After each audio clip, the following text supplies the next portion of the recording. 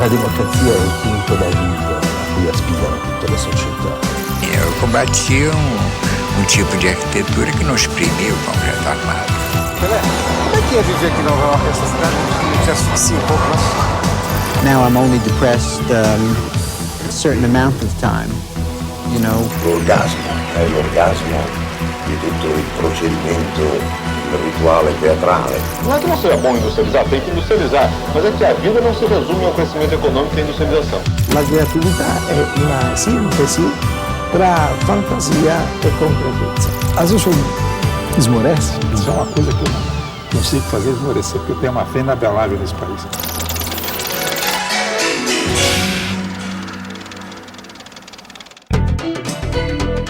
Hoje nós vamos conversar com um dos grandes nomes da televisão brasileira, José Bonifácio de Oliveira Sobrinho, o Boni.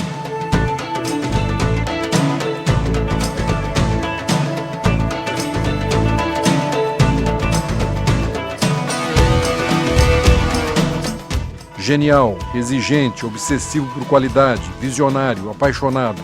São inúmeras as definições que fazem de Boni um dos responsáveis pela transformação da televisão no Brasil. Ao lado do amigo Walter Clark na TV Globo, Boni teve a ousadia de romper com padrões antigos e juntos implantar uma programação de qualidade, fazendo da emissora uma das 4 maiores do mundo. Hoje os programas da Globo são vistos em vários países e a programação da emissora ainda mantém o formato básico implantado por eles.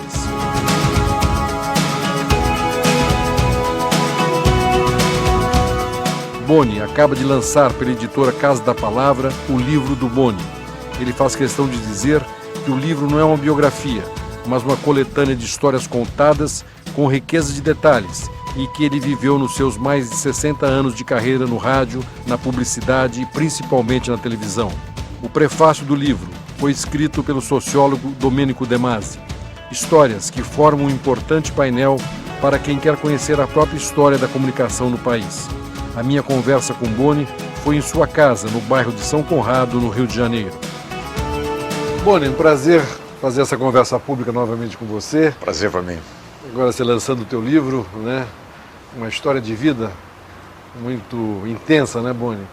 Eu imagino que escrever um livro e voltar no tempo deve ser uma emoção, né, Boni? Eu estava outro dia conversando com meu amigo Alberto Goldin, psicanalista, e nós encontramos numa festa. Então ele falou assim, a melhor autoanálise que você pode fazer é escrever um livro, que você revive tudo aquilo, coloca tudo para fora. E eu fiz assim.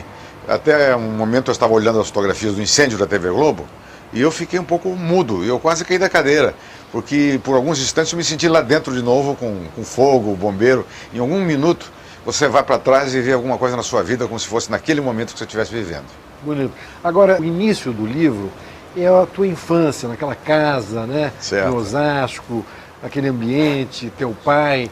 Uma vez o Pedro Nava me falou, ele perdeu o pai também com 7 anos. Sim. Diz que perder o pai com 7 anos é como você perder uma perna. Foi muito difícil para você, mano? Muito difícil. A primeira coisa é que você fica muito preocupado depois em ter filhos. Você sente a falta que o pai fez e fica com medo de você ter um filho e morrer e fazer a mesma falta que teu pai fez. Você começa a projetar isso no teu filho. Até meu pai morreu com 33 anos de idade, eu tinha 7. E até passada essa idade eu tinha certeza que eu também ia morrer aos 33 anos de idade. Um pai faz uma falta danada, eu não sei como dá para sobreviver sem ele. E agora a sua mãe foi a grande personagem dessa história, né? Minha mãe, com aquele temperamento espanhol, com muita garra, se tornou uma pessoa muito interessante. Ela foi estudar depois que meu pai morreu, se tornou psicóloga clínica, se formou no Brasil, fez pós-graduação nos Estados Unidos e ela acabou levando a família até onde pôde, entregando depois o bastão para os filhos se virarem. Claro, claro. E ela está com 90 aí? Minha mãe está com 96, lúcida, tomando toda a noite o seu vinhozinho do Porto, que ela não dispensa, e passeando no shopping, que ela gosta de passear no shopping como se fosse uma adolescente. Agora, voltando para o livro, Boni, tem 2 introduções, uma da Regina Duarte, muito carinhosa, né, mostrando, enfim, toda a importância que você teve nesse processo todo, né, dos artistas brasileiros com a televisão, e do Domênico De Masi, que é esse grande sociólogo italiano. E o Domênico fala uma coisa muito interessante no começo sobre como é que um menino de Osasco, né, num momento ainda quase pré-capitalista, o Brasil vivendo um momento quase rural ali, né? Você se interessa por uma coisa já meio onírica, né? É engraçado que eu não tinha nunca feito essa reflexão. Quando eu li o prefácio do Domenico De Masi, que gentilmente você conseguiu que ele fizesse para mim, isso é uma obra do Roberto Dávila, então, de forma que quando eu li aquilo, eu me perguntei, mas o que foi que me deu na cabeça naquele momento? Essa semente aí de loucura que ele menciona, como é que isso surgiu na minha cabeça? E eu não encontrei nenhuma explicação, não, foi uma coisa assim, natural, pintou ali e ali foi. Agora o teu pai, né, quando ele sai ali para aquele jogo do Corinthians, que você disse que ele morreu de corintianite aguda, exatamente, né? Ele era um boêmio, Boni? Meu pai era boêmio, meu pai era dentista, mas ele trabalhava também como protético. Durante o dia ele atendia o pai do Busoni na prótese, que eram irmãos. E à noite ele pegava às 8 horas da noite, iria provavelmente até meia-noite. Mas quando era 10 horas assim, ele chamava meu tio, disse, olha aí, segura para mim aí que eu tenho que tocar um violãozinho. Botava o violão debaixo do braço e ia para Boemia e só voltava de madrugada a ponto de chegar ainda entregar a prótese do dia seguinte. Ou seja, tinha um elemento não só de cultura, mas também de muita criatividade. Tinha. Meu pai gostava muito e talvez isso aí tenha sido o motivo principal. Que na minha casa nós éramos frequentados pelo Zé Carioca, pelo Aníbal Augusto Sardinha, que era o garoto, mais alguns amigos que eram chorões de Presidente Altino. Era um conjunto de choro. Isso todo final de semana tinha churrasco com choro em casa 2 vezes, sábado e domingo, entendeu? O choro tinha nos 2, o churrasco tinha pelo menos em 1. Mas esse grupo de pessoas, eram pessoas interessantes, todas elas voltadas para a criação, isso me estimulou muito. E você, criança, gostava de ficar escutando os mais velhos? Eu achei interessante aquela coisa do mapa da Segunda Guerra, né? Que era o teu tio que te mostrava. Eu praticamente vivi a vida toda com pessoas mais velhas, porque com a perda do meu pai, eu pedi também o meu círculo de amizades. Então eu tive que me enturmar com os mais velhos. Primeiro que eu enturmei foi com os meus tios, todos eles prontos para casar, bem mais velhos. Eu comecei então com o Reinaldo a aprender a ler, porque ele me fazia atualizar um mapa mundi onde tinha a posição dos aliados e a posição do eixo. Então eu tinha que ler no jornal, entender o que estava escrito e colocar os pontinhos ali onde estavam as movimentações das tropas. Eu tinha 4 anos de idade, estava aprendendo a ler, mas isso me forçou a tentar entender, porque eu tinha vergonha de não conseguir atualizar corretamente os mapas, né? Bom, aí você, muito cedo, você já começa numa rádio, né, Boni? Exatamente.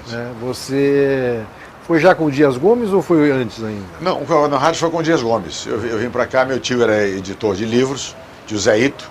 Ele veio para se tornar editor, ele era um sujeito de muito talento, descobriu 2 escritores importantes. Agora ele era tão mal de negócio que, apesar dos escritores que ele descobriu, ele faliu. Os 2 escritores eram Nelson Rodrigues e Dias Gomes. E ele não deu certo, nem com esses 2. Mas ele me levou ao Dias Gomes, que eu pedi para ele que eu queria trabalhar na rádio. O Dias Gomes era diretor da Rádio Clube do Brasil.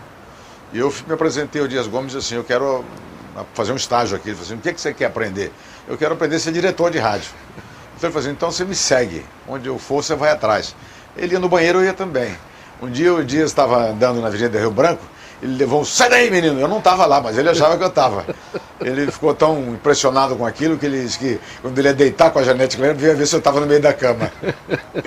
Então, mas um dia ele chamou meu tio e falou assim, tira esse cara daqui que eu não aguento mais. E eu fui para a escola de rádio da prefeitura, que era dirigida pelo Belia Júnior. Essa é uma época áurea do rádio brasileiro, né, Boni? É a época de... Exatamente, nós estamos falando de 1950, onde a Rádio Nacional está no auge, onde tudo que acontece no Brasil acontece no rádio. A Rádio Tupi também era uma coisa importante, a Rádio Manique Veiga. O rádio de São Paulo tinha a sua própria personalidade, porque a Rádio Nacional do Rio de Janeiro entrou em todo o Brasil, mas não entrou nas capitais do Sul, nem em São Paulo, nem em Porto Alegre, nem em Curitiba. Ali o domínio era do rádio local, especialmente em São Paulo, porque era o melhor rádio do Brasil, o rádio mais culto, mais inteligente, com pessoas como o Walter George Durst, o Túlio de Lemos, que faziam um rádio realmente excepcional. E as radionovelas são o embrião das novelas? São. O embrião das novelas, na realidade, o embrião da novela, na realidade, é o folhetim francês. Então, quando a rádio faz radionovela, ela já faz baseada no folhetim francês. Mas não tenha dúvida nenhuma que no Brasil nós copiamos o modelo do rádio. Aliás, copiamos o modelo do rádio em tudo, porque a televisão brasileira nasceu baseada no rádio, no teatro e no circo, enquanto a televisão americana nasceu baseada na forte e enorme indústria cinematográfica dos Estados Unidos. Nós aqui tivemos que ir por outros caminhos. Quer dizer, foi uma improvisação absoluta, né? Absoluta, absoluta. Nós aqui dizemos sempre que nós tivemos que fazer uma montadora de carros, mas tivemos que fabricar as próprias autopeças e fazer também o treinamento e procurar encontrar os profissionais capazes de fazer isso aí. Então, nós tivemos que montar isso tudo do nada. Foi uma coisa improvisada, mas com certeza contando com o talento e a capacidade do brasileiro de resolver essas situações, né? Agora, antes de você chegar na TV Globo, você andou por muitos lugares, né? Aliás, idas e vindas de São Paulo e Rio, né? Agências de publicidade, rádios, né? Essa foi uma grande experiência para você. Teve o caso da Alcântara Machado. Eu havia trabalhado lá, mas depois eu saí da Multi e voltei para o Alcântara Machado. Cheguei lá de manhã cedo, parei meu Fusca dentro da agência, não tinha paletó, nunca usei paletó, mas sentei na minha cadeira e daqui a pouco chegou o Edson Leite e assim, estava sentado, não tinha nem visto o primeiro trabalho. Você está primeiro dia? Primeiro dia. Você está na Excelsior, vem comigo, você tá. Não posso. Em vez de começar aqui, tem que falar com o Zé Alcântara Machado e com o Alex Pirocinoto. Já passei na sala deles, já falei com eles, tá tudo bem. Pega o paletó e vamos embora. Depois não tem paletó, velho. Então vem comigo no meu carro. Eu larguei meu Fusca lá, fui para a Excelsior. Cheguei na Excelsior, assinei o contrato. Acabei de assinar um contrato, o Alberto Salles me falou, você passa na Vemag, que tem lá um DKV de presente para você apanhar, é seu para você usar enquanto você estiver aqui na Excelsior. E eu nem tive tempo de ligar para casa. Eu saí da minha casa de Fusca para trabalhar no Alcântara Machado e voltei de DKV trabalhando na TV Excelsior. Eu falei, o que aconteceu? Por que você não me falou nada? Eu digo, não deu tempo. Tudo muito rápido. Olha, Boni, o teu livro é cronológico, é muito bem colocado. Eu vou ter que voltar um pouquinho para trás, porque eu me lembrei de uma história com o Manuel da Nóbrega, que também é importante, porque ali você, de repente, sai, até num momento assim, ele ficou meio triste contigo, né? Não, é verdade. O Nóbrega foi um professor muito grande, não só sobre a questão de escrever humor, mas especialmente um professor de vida. Ele era uma pessoa muito sensível, muito inteligente, tinha uma bela família, e eu adorava o Carlos Alberto. Então a gente tinha essa coisa familiar. Eu almoçava todo dia na casa dele depois do programa, então eu fui aprendendo muita coisa com o Nóbrega. Mas como eu estava trabalhando com ele e ganhava muito pouco, eu um dia recebi uma proposta do Teófilo de Barros Filho, da Tupi, e do Cassiano Gabos Mendes. E eu fui levado lá para a sala deles e fui submetido àquela pressão. Então, diz assim, olha aqui, se sair da sala, está perdido, não tem mais contrato. Na verdade, o valor do meu contrato naquele momento era 6 vezes mais do que eu ganhava com Nóbrega. Então, eu tinha problemas familiares, minha mãe tem algumas necessidades.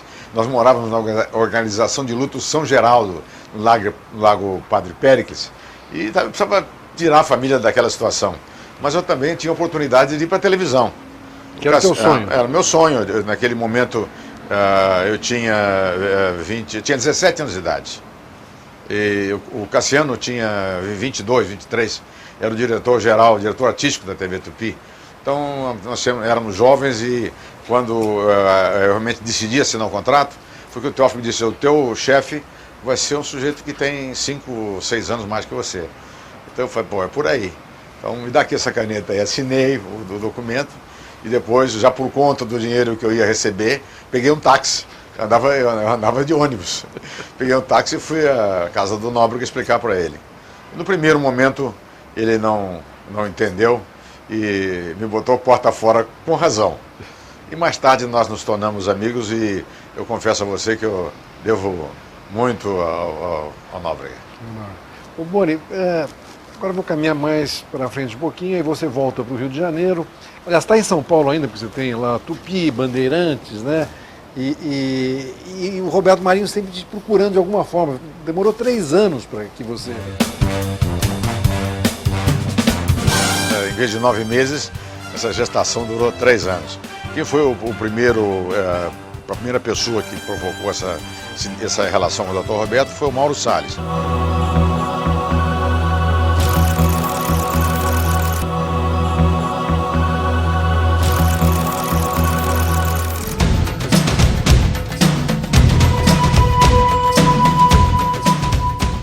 Boni, agora eu vou caminhar mais para frente um pouquinho, aí você volta para o Rio de Janeiro. Aliás, está em São Paulo ainda, porque você tem lá Tupi, Bandeirantes, né? E o Roberto Marinho sempre te procurando de alguma forma. Demorou 3 anos para que você chegasse a Globo, né? Em vez de 9 meses, essa gestação durou 3 anos. Quem foi o primeiro, a primeira pessoa que provocou essa relação com o Dr. Roberto foi o Mauro Salles. Mas eu fui à TV Globo, olhei as pessoas que estavam lá, demorei para ser recebido, tomei um chá de cadeira do Rubens Amaral e voltei certo de que aquele pessoal que estava lá, e é natural, as pessoas começam a fazer um empreendimento novo, acham que tem que ser todo mundo novo. Você pode ter equipamento novo, estúdio novo, mas profissional novo não dá para fazer.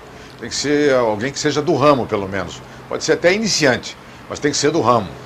Então o pessoal não era do ramo, era pretensioso, a estação pretendia fazer só jornalismo e tinha uma opção de equívocos, e eu disse ao Dr. Roberto que se ele quisesse, eu poderia montar uma equipe para ele para fazer a TV Globo. Pensando no Walter Clark, que já era meu amigo, outros amigos que eu poderia levar para lá, mas ele falou assim, não, só trabalho com pessoa da minha confiança, gente que eu conheço há muitos anos, então lamentavelmente não vai ser possível. E aí eu falei, pô, então vamos, talvez numa próxima vez. E aconteceram umas 2 ou 3 e não chegamos a lugar nenhum, mas finalmente com a vinda do Joe Wallach, que contratou o Montoro, Roberto Montoro, que ele que contratou o Walter Clark. O Walter Clark foi de segunda mão e eu fui de terceira, e o Walter Clark me contratou. Depois acabamos eu, o Joe e o Walter e o Assi tocando a TV Globo naquele início. E o Walter te namorava muito, já tentava te buscar, né? Eu já havia trabalhado com o Walter na TV Rio.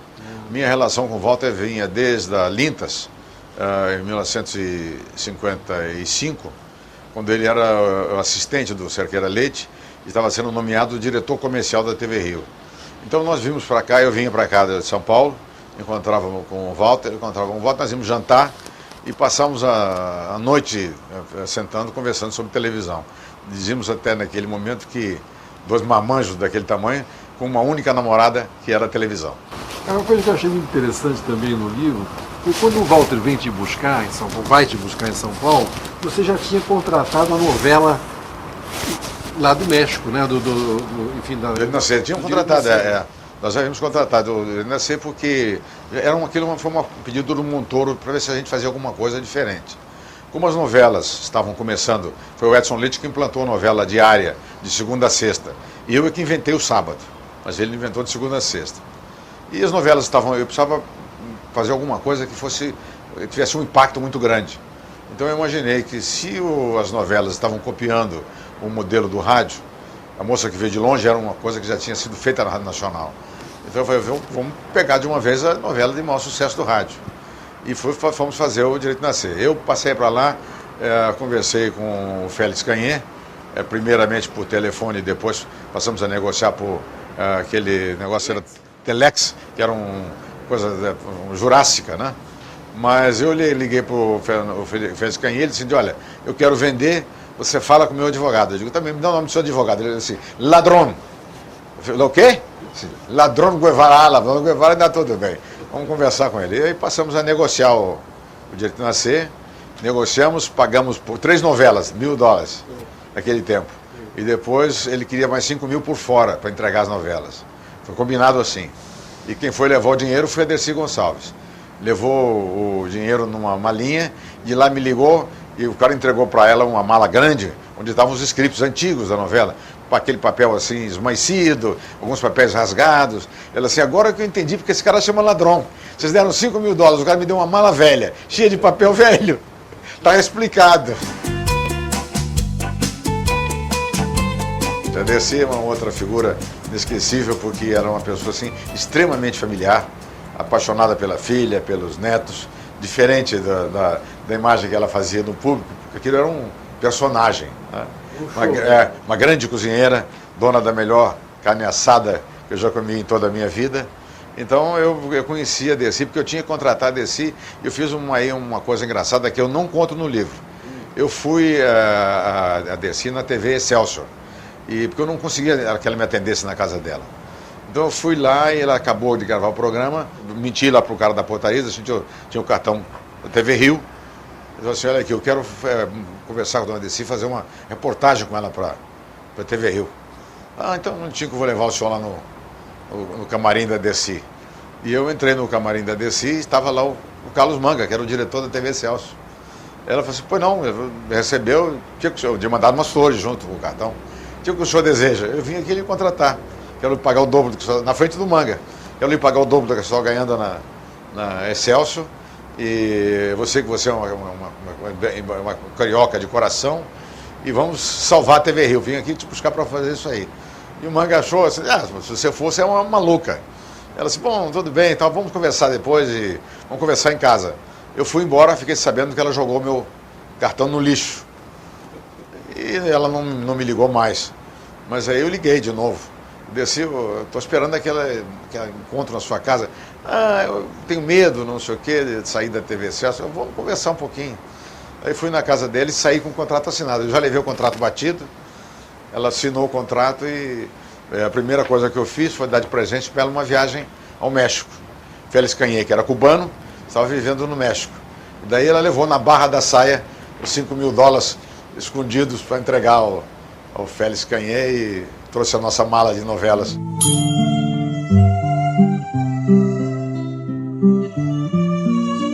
No dia de nascer aconteceu uma coisa engraçada, porque quando eu trouxe a novela, eu levei para a TV Record, porque nós não tínhamos condição de produzir na TV Rio.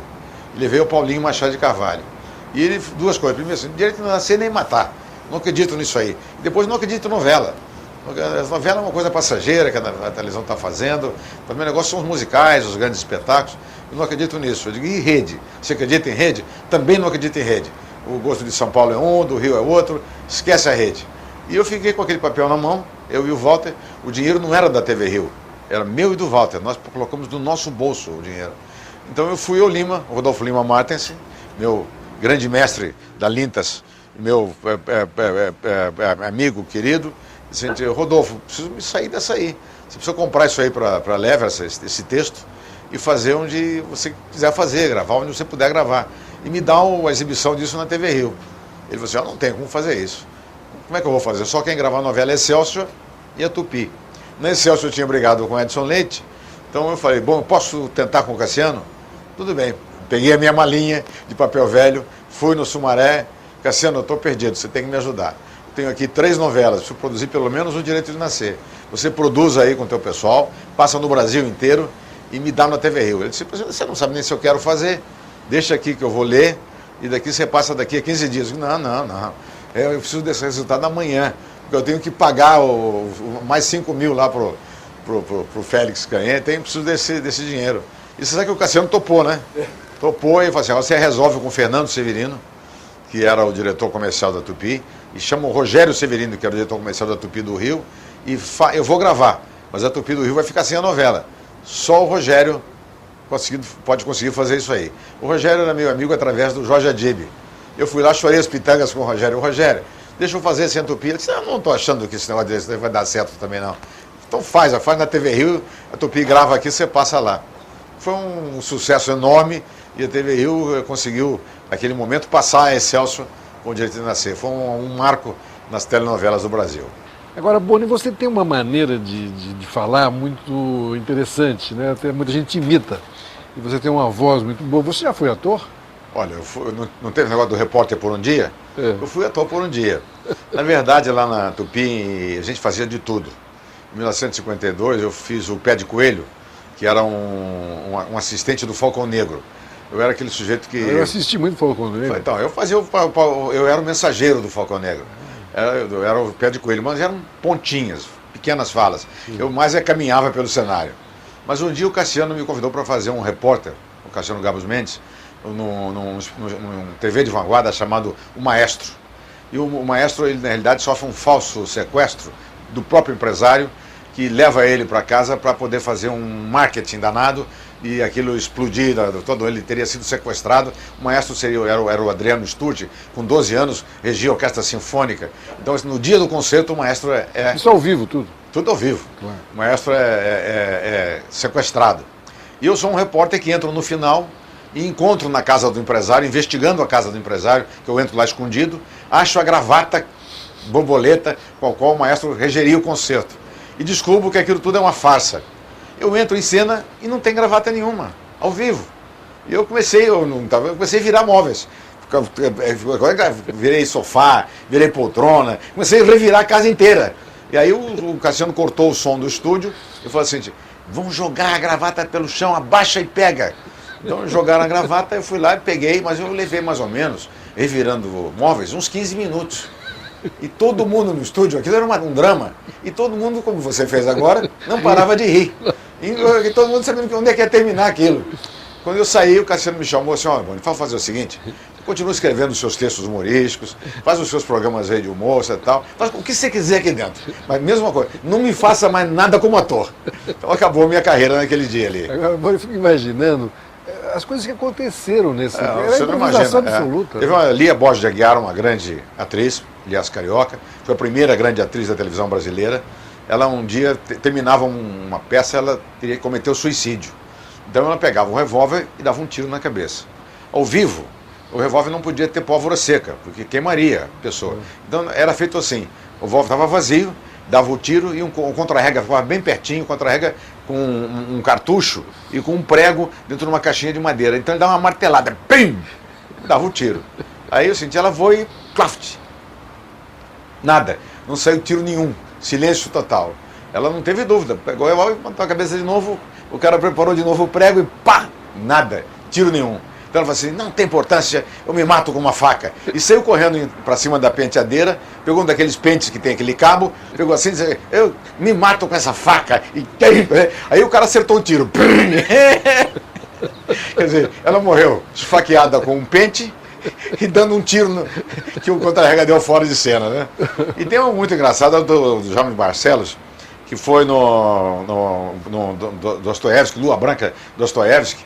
Então tinha assim um corredor grande para uma carruagem transportar os feridos. Mas como era uma porta do estúdio, eram estreitas naquele tempo, não muito largas, a carruagem foi diminuída um pouquinho, ficou menor. Então cabia mais ou menos os feridos dentro da carruagem. E ela atravessava de um estúdio para o outro, porque as duas portas eram uma em frente da outra. E quando saiu correndo, o cavalo se assustou com as luzes e disparou pela porta. E o Jaime Barcelos ainda estava entrando na carroça com a perna de fora. Quando passou pela porta, quebrou a perna dele. Então, durante a cena, ele estava... Aí o Cassiano falou assim, vai lá. E pegou um figurante, deu para ele uma bolsa. Vai lá, diz que você... Tinha um estetoscópio dentro do cara. Vai lá e diz que você examina o cara médico.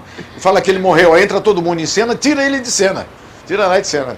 Aí o cara foi lá com o estetoscópio, botou no ouvido e tal, escutou o coração do cara, mas ele era figurante. E não podia ficar nessa história de uma fala qualquer, ele morreu. Ele ouviu o coração do cara e disse assim, ele está morto, comoção cerebral. Aí foi uma risada no estúdio inteiro, inclusive o ferido fazia assim, né? Mas era ao vivo e saiu de cena. Tem coisas desse tipo. Comigo mesmo aconteceu. Eu fiz um Romeu e Julieta na TV Paulista, que era uma emissora tão grande, que depois que ela saiu de lá, o estúdio virou uma tinturaria e o japonês reclamava que não tinham de pôr as roupas. Nesse estúdiozinho pequenininho tinha assim uma passarela, onde a gente com um sarrafo, porque não havia a estação era muito pobre, não havia aquele mecanismo de microfone. Então tinha um microfone com fio, prego na ponta, esticava o sarrafo e a pessoa falava lá. Então eu fiz uma câmera no chão, para parecer que estava... a Julieta estava no alto e outra câmera lá de cima, para parecer que o Romeu estava bem baixinho. E aquele feito com o sarrafo na mão, encostou no cenário e a Julieta, quando você estava declamando lá embaixo, começou a cair com o cenário e tudo. Eu estava vendo aqui na câmera de baixo, ela vinha contra a câmera. Então cortei para a câmera de cima. Quando eu vi para cima, o Romeu, que estava tocando uma laúde, botou a laúde debaixo do braço e se mandou. E caiu a Julieta no chão, né? Isso aconteceu que coisa, né? aos montes. Contando isso parece brincadeira. Brincadeira, né? é. Eu tive uma com o Lima Duarte em Leva no Espaço, que ele não quis um dublê, e quis fazer um mocinho que era jogado na fossa dos jacarés ao vivo. Os jacarés eram empalhados, mas tinha um que era ao vivo para poder dar a cena. Esse daí, nós mandamos o pessoal do Butantan aplicar um anestésico no jacaré para ele ficar calminho. E aí o Lima foi lá, deu um soco no Lima e jogou o Lima dentro do fosso, que era uma piscinazinha, mais ou menos uns 40, 50 centímetros de altura. Quando ele caiu lá, o jacaré abriu o olho e deu uma rabanada. E deu-lhe tentou dar uma mordida dele. Ele pulou para fora, isso ao vivo. Saiu correndo do fosso. E o jacaré pulou atrás. E o jacaré saiu dando rabanada em câmera, todos os refletores e tudo, jogando o refletor no chão. No dia seguinte, todo mundo disse, mas que realidade de cena. O jacaré saiu destruindo aquilo tudo, que coisa incrível. Mas eu fui pro cara do Butantan. Meu filho, você é um responsável. Podia ter machucado o Lima Duarte. Como é que você dá uma injeção no jacaré que não funciona? Não é isso, não, seu Boni. Eu tinha um fosso. Lá tem muito jacaré. Tinha jacaré de qualquer tamanho. Jacaré de 1,80 m, um jacaré de 2,20 m. Mas me pediram um jacaré de 1,50 m. Esse daí é de danar. Esse é duro. Então, na TV Globo, nós adotamos o seguinte. Quando o cara não tinha um pedido assim, muito claro, para que eu disse, olha, pelo amor de Deus, não me venha com um jacaré de 1,5 m. Bom, tudo isso para chegar à TV Globo, né? Fizeram uns meninos, 20 e poucos anos todos, né? O Wallach, enfim, americano, que eu entrevistei há pouco tempo, que ele lançou o livro também, achou vocês todos uns malucos, criativos, né? Porém, ele ficava impressionado, né? E aí vocês fazem uma televisão, aí vocês constroem uma verdadeira, mais que uma televisão, vocês constroem quase um império, né, Boni?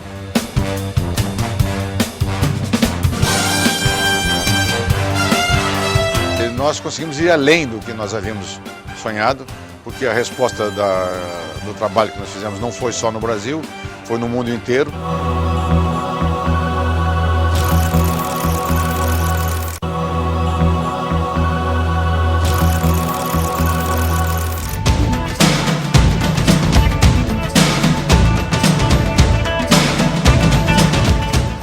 Bom, tudo isso para chegar à TV Globo, né? Fizeram uns meninos, 20 e poucos anos todos, né?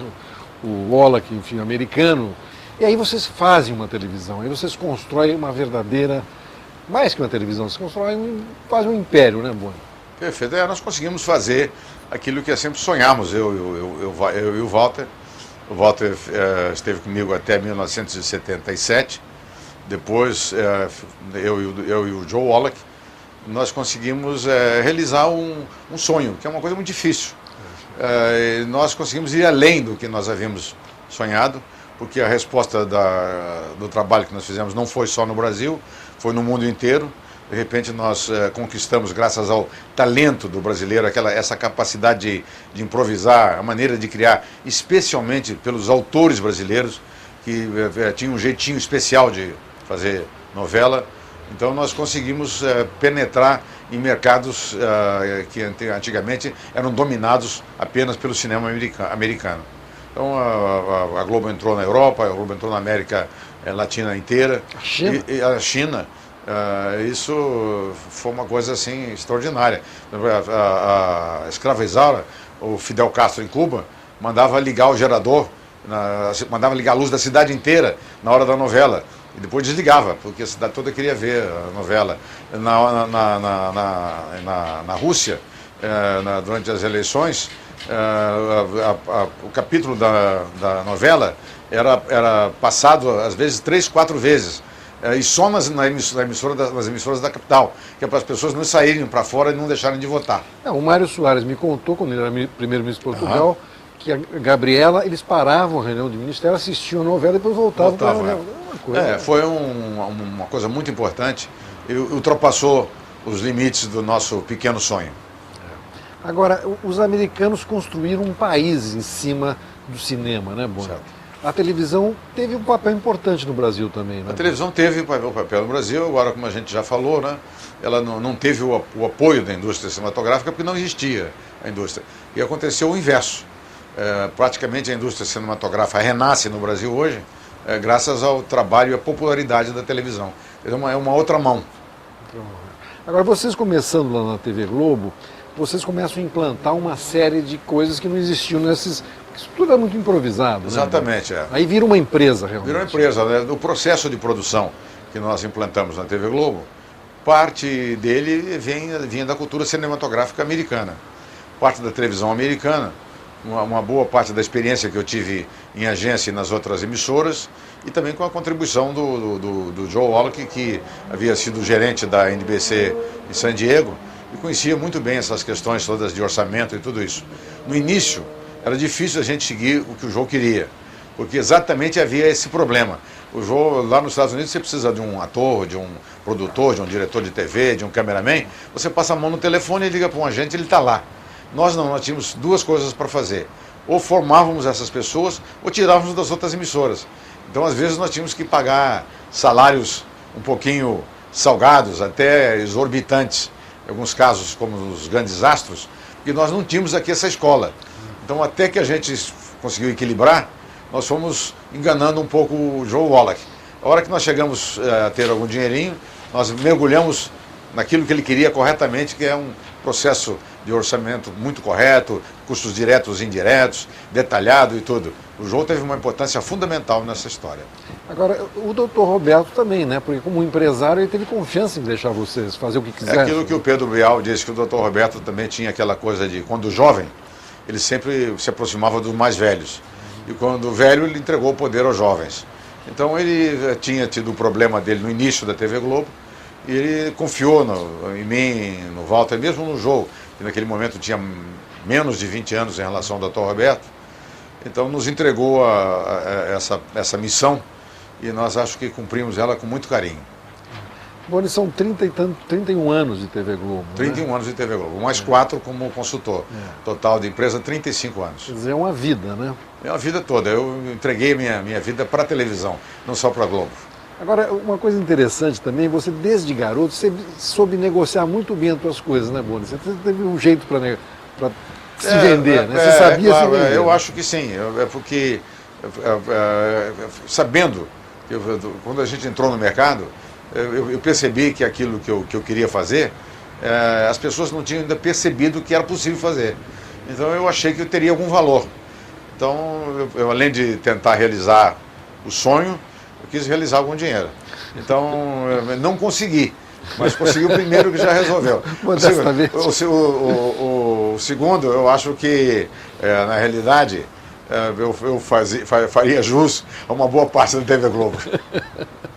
O Boni, você hoje tem a TV Vanguarda, né, que é triplicemente premiada, exatamente, né, como a melhor... 3 vezes eleita a melhor TV regional. Regional, né? E você coloca ali, enfim, continua colocando tua criatividade, né? Eu sei que os teus sócios reclamam do que você gasta uma fortuna de equipamento. Você sempre quis fazer o melhor, né? Você é um perfeccionista, né? Eu acho que sim. Eu digo assim, até o Domênico De Masi aproveitou isso no livro, né? Se você quiser ser criativo, você não pode ter medo de errar. Mas se você quiser ser eficiente, você não pode tolerar o erro.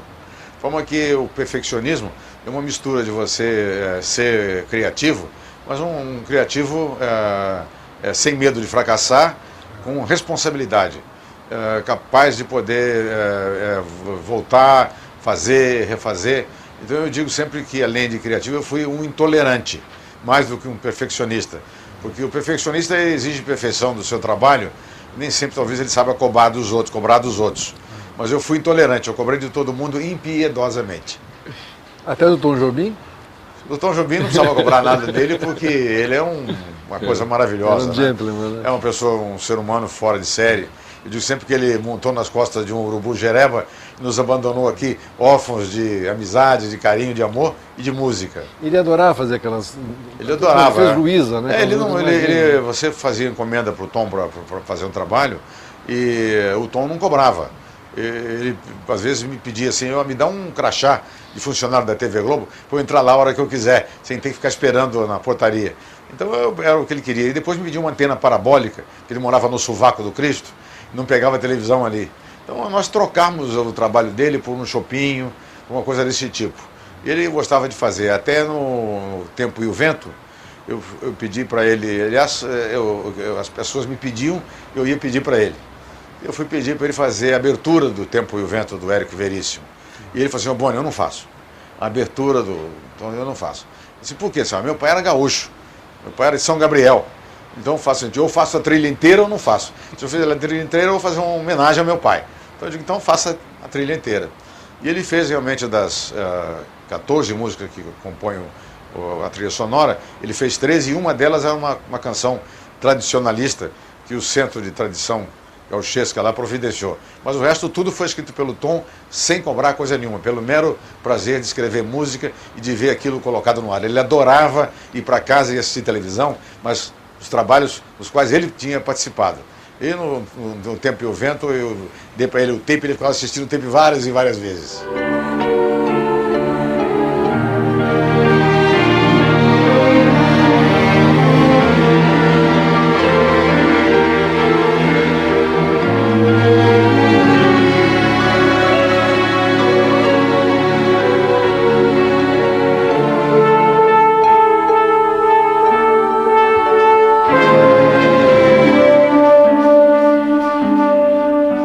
Boni, outro personagem também que a gente não pode deixar de falar, que foi importante na história da televisão, foi o Chacrinha, né, Boni? Muito, o Chacrinha foi muito importante, porque o Chacrinha, quando veio para a televisão, ele veio num momento em que nós precisávamos criar um personagem nacional. E nós pensamos que o Chacrinha poderia ser isso. Mas ele, no primeiro momento, ele veio com uma certa restrição, teve uma certa resistência à melhoria do seu programa, em tudo. Ele queria fazer aquilo que ele sabia fazer. Tanto que no primeiro programa dele, ele fez uma brincadeira comigo, porque ao assinar o contrato, nós exigimos que ele se submetesse à direção artística. Ele teria que melhorar, usar o personagem dele, mas melhorar o programa dele, as atrações, os cantores, o cenário, as bailarinas, a luz, tudo devia ser melhor. Mas no primeiro programa eu fiquei sabendo depois, por um produtor dele, que ele disse assim, o Boni quer qualidade, então vamos surpreender, vamos fazer um concurso para ver qual é o cachorro que tem mais pulga no Brasil. E ele fez aquele concurso de cachorro no primeiro dia. Isso eu não sabia. Ele mandou fazer, nem chamou no ar. Ele mandou fazer impressos e folhetos e tal, espalhou pela cidade toda para levar o cachorro com pulga no Chacrinha. E montou um júri para contar pulga no cachorro. E daí o seguinte, a emissora Globo ficou infestada de pulgas. E o doutor Roberto ficou mais ou menos uns 10 dias sem poder trabalhar, lá na TV Globo, o pessoal tentando detetizar e matar as pulgas. O Paiva Chaves, naquele tempo, acumulava a assistência do doutor Roberto com a chefia do Departamento de Serviços Gerais. E ele encontrou com o Chacrinha e o Paiva Chaves, que era militar e era muito metódico, disse assim, olha aqui, você não pode mais fazer isso aqui aqui na TV Globo, isso aqui não se faz, aqui não se faz mais isso. Ele falou assim, quem é o senhor? Eu sou o Paiva Chaves, o que o senhor faz? Chefe dos Serviços Gerais. Foi bom ter encontrado com o senhor. Vamos combinar uma coisa, eu faço televisão e o senhor mata pulga. Era um negócio dessa natureza. Ele era muito indócil, né? Excitado, e tal. Mas com um talento de comunicação. Talento de comunicação total. Ele tinha aquela frase emblemática dele, né? Quem não se comunica, se trumbica. E ele sentia, eu não vim aqui para explicar, vim aqui para complicar, né? Isso é muito interessante, né? Muito interessante. Ele era muito companheiro. Até um longo prazo ele foi aceitando as nossas ideias. Com a chegada do tropicalismo, ele se apaixonou pelo Caetano Veloso, Gilberto Gil e todo mundo. Então o Gilberto Gil fez aquela canção linda para ele, Velho Guerreiro. Então ele sem querer foi assimilando uma melhoria de qualidade artística dentro do programa dele. Mas mais tarde ele foi discutindo muito a nossa gestão, especialmente no programa da Buzina, onde ele começou a fazer reportagens. E houve aquela briga danada com a dona Cacilda, que era aquela entidade que é o seu sete da Lira, que o Flávio Cavalcante fazia. E na briga do Flávio Cavalcante, ele resolveu não respeitar mais as minhas diretrizes. E nós, embora muito amigos, acabamos brigando. E o Chacrinha ficou de 10 a 12 anos fora da TV Globo, voltando para os sábados mais tarde. Você falou aí do tropicalismo, do Caetano, do Gil, né? Aí já estou pensando na Semana de Arte Moderna. Sim. O Chacrinha, no fundo, é um pouco Gilberto Freire, um pouco Mário de Andrade, Macunaíma. Exatamente, ele tem isso aí. Ele é um personagem extremamente brasileiro, com essas raízes, assim, não deixa de ser, de um certo modo, um Macunaíma. Mas ele é uma coisa autenticamente nacional, tanto que foi fácil transformar o Chacrinha num ídolo nacional e depois fazer com que ele conseguisse assimilar o papel de que ele não era aquele personagem, ele representava aquele personagem, que ele podia usar aquele personagem de uma maneira mais interessante. Ele conseguiu fazer isso com muita competência. Boni, você trabalhou nesses anos todos com grandes atores, grandes atrizes, né?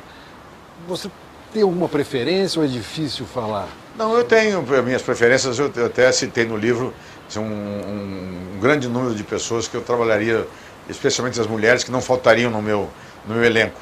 Mas eu tenho assim, uma afinidade muito grande com Tarcísio e Glória e uma paixão desenfreada pela Regina Duarte como atriz e como amiga.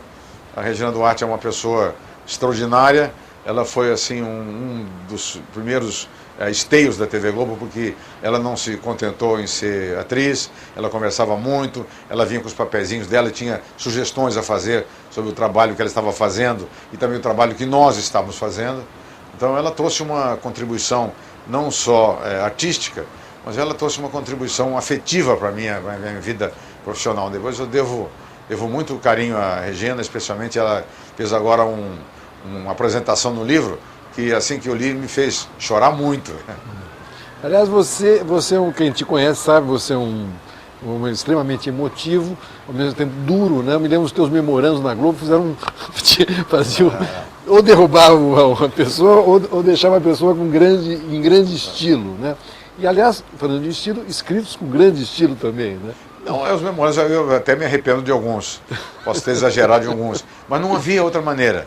Você trabalhar com artista não é brincadeira. Nós tivemos que fazer uma empresa que começou com 300, 400 funcionários e chegou a ter 15 mil funcionários. Nós tivemos que fazer essa empresa não só criando, não só corrigindo o que estava errado. Nós tivemos que fazer essa empresa educando as pessoas e conscientizando as pessoas do que era preciso ser feito para a gente obter um padrão que pudesse ser não só nacional, mas internacional. De forma que, às vezes que eu exagerei, eu sempre consegui fazer uma separação. Eu nunca disse que uma pessoa era ruim. Eu sempre disse, o seu trabalho é ruim. E não misture isso com você. Você pode ser excelente, você pode ser bom, mas o teu trabalho está ruim. É esse trabalho. Vá corrigir o teu trabalho e não pense que eu estou fazendo alguma crítica a você como pessoa. Isso aí demorou para ser entendido. Mas depois foi assimilado e passou a ser uma filosofia na TV Globo. Eu acho que a gente tem que pensar o seguinte, é muito diferente de você dirigir um banco, por exemplo, uma fábrica, do que uma fábrica de sonhos, né? De gente criativa. Você senta ali, você é um pouco administrador, é um pouco psicanalista, é um pouco professor, de alguns momentos... Maestro, né? De alguns momentos você tem que ser mãe, outros você tem que ser médico, outros você tem que ser pai, e tem hora que você tem que ser filho também, porque os caras têm algumas necessidades de autoridade que você tem que entender e compreender. É um universo extremamente complexo, mais complexo que um belíssimo copo de Borgonha ou de Bordeaux, mas é extremamente mais saboroso que um bom vinho. Agora a vida vale a pena, né, Boni? Vale a pena. Eu acho que toda a história minha na TV Globo valeu a pena. Eu fui triturando nessa passagem as famílias, fui mudando de casamentos, fui atrapalhando toda a minha vida pessoal. Eu praticamente, só recentemente, eu pude dedicar a um filho o amor que eu queria que o meu pai tivesse dedicado a mim. Mas era muito difícil, porque aquilo ali era uma chamada máquina de fazer doido, que o Sérgio Porto sempre se referia. Então, o processo de trabalho era um processo de 16 horas por dia, cansativo. E a cabeça bastante envolvida com tudo aquilo, para você perceber a sua vida pessoal. Ela foi sendo esmerilhada, destruída, esmagada e acabou desaparecendo nesse turbilhão da galeria. Aliás, também, você não queria outra vida, né, Boni?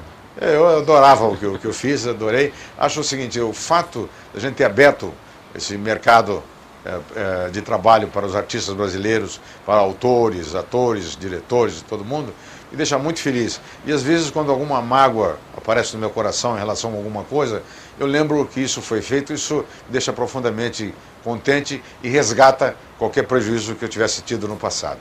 Boni, parabéns. Olha, eu recomendo o livro do Boni. Realmente é uma aula de comunicação, uma aula de vida, uma história da nossa televisão, muito mais que isso. A história da arte e da cultura, e você foi um grande maestro. Muito obrigado a você pelo incentivo de escrever o livro. Obrigado pelo prefácio do Domênico De Masi. Obrigado pelo carinho e pela amizade de todos esses anos.